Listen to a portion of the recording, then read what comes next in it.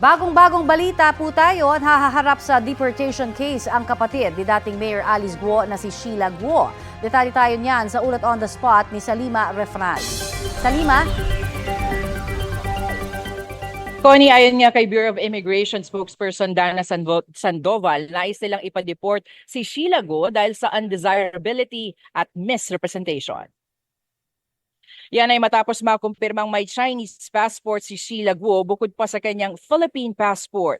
Zhang Miyer ang pangalang nakasulat sa kanyang Chinese passport. Iba rin ang kanyang date of birth na nakasaad sa kanyang Philippine passport. Ayon sa BI, banta raw ang kanyang pananatili sa bansa sa ating public safety, interest at national security. Naniniwala rin sila na fraudulent o sa maling paraan ang ginamit ni Guo para makakuha ng Philippine passport. Samantala, nakita nga backdoor ang ginamit ni Sheila Guo para makaalis ng bansa. Walang tatak ang kanyang mga passport na lumabas ng Pilipinas, pero may entry siya sa Sabah sa Malaysia. Naniniwala rin ng BI na posibleng ito rin ang ginamit na ruta ni Mayor Alice Guo sa pagpuslit ng Pilipinas. Narito ang pahayag ni Bureau of Immigration spokesperson Dana Sandoval.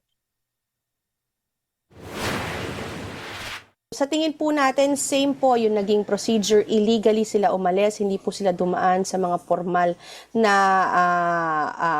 paliparan or airport ng Pilipinas, ng seaport ng Pilipinas.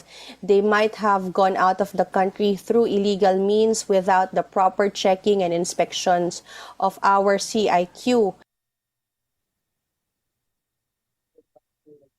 Connie, alam mo, sumailalim na kagabi sa immigration inquest si Sheila at gumugulong na ang deportation case laban sa kanya. Yan muna ang latest mula dito sa Maynila. Connie. Yes, Salima, itong pinapakita nating video ngayon ay ang immigration inquest ni Sheila Guo kagabi. Tama?